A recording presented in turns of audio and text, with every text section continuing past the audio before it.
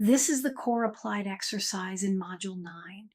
You're going to evaluate an MCC-level coaching session, a recording that demonstrates genuine mastery, where the methodology is invisible and the coaching flows as a natural expression of who the coach is in relationship with a client. Before I guide you through specific segments, I want to set up how to approach this evaluation differently from the ACC and PCC recordings you've already worked with. The listening posture changes at MCC level. Before you listen for specific statements, just listen. Don't open the form. Don't track behaviors. Experience the coaching session the way you'd experience any genuine conversation between two people who trust each other deeply.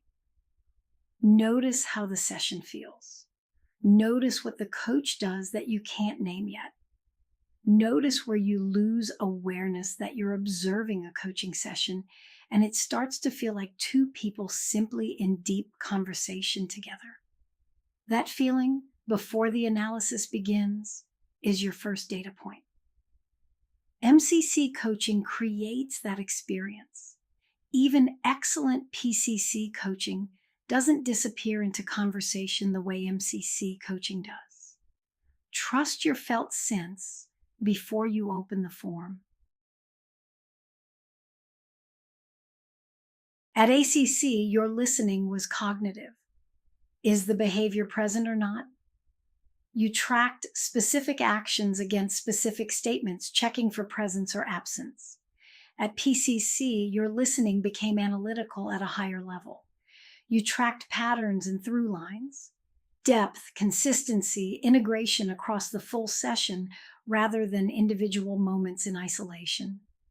At MCC, you listen holistically, the session as a whole, the flow between moments, the places where coach move and natural conversation become indistinguishable.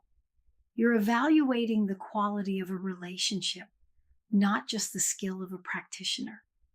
That requires a different kind of attention, one that holds both the analytical framework and the experiential response without letting either one dominate. Watch how the agenda emerges in the opening minutes.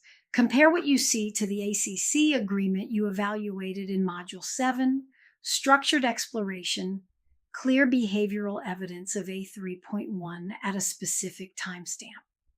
Compare it to the PCC agreement in Module 8, meaning-focused exploration, deeper partnership, more of the client's world invited in.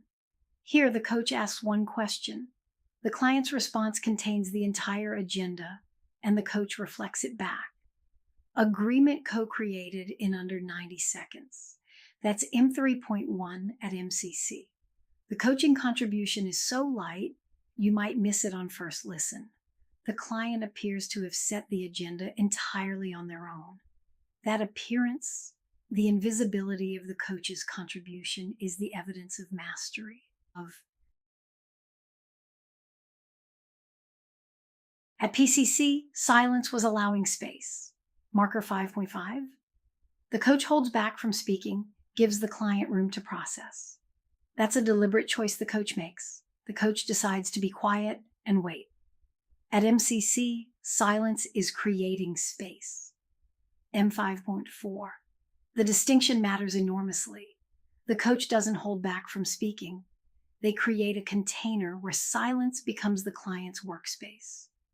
The quality of the silence is different. It has warmth, a held quality, an active presence within the quiet. The quality of what the client says after the silence tells you which level the silence was at. After PCC silence, the client thinks more carefully. After MCC silence, the client discovers something they didn't know was there. The coach shares one observation, brief, personal, offered without attachment to whether the client uses it. Something they noticed, a shift in the client's energy, a word that appeared twice, a quality in the client's voice that changed between two statements. The client takes it and goes somewhere neither of them expected. The observation opened a door the coach didn't know existed. That's M7.2 at MCC level.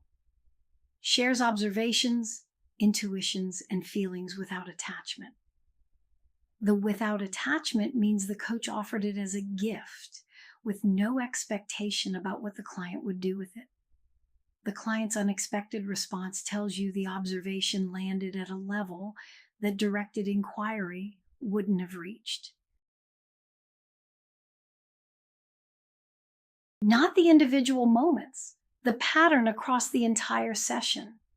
An MCC session is not a PCC session with a few excellent moments sprinkled in. The artistry is the coach's default, not their peak performance. The coach consistently operates at this depth. The agreement is organic, the silence is generative, the observations are effortless, the presence is unwavering.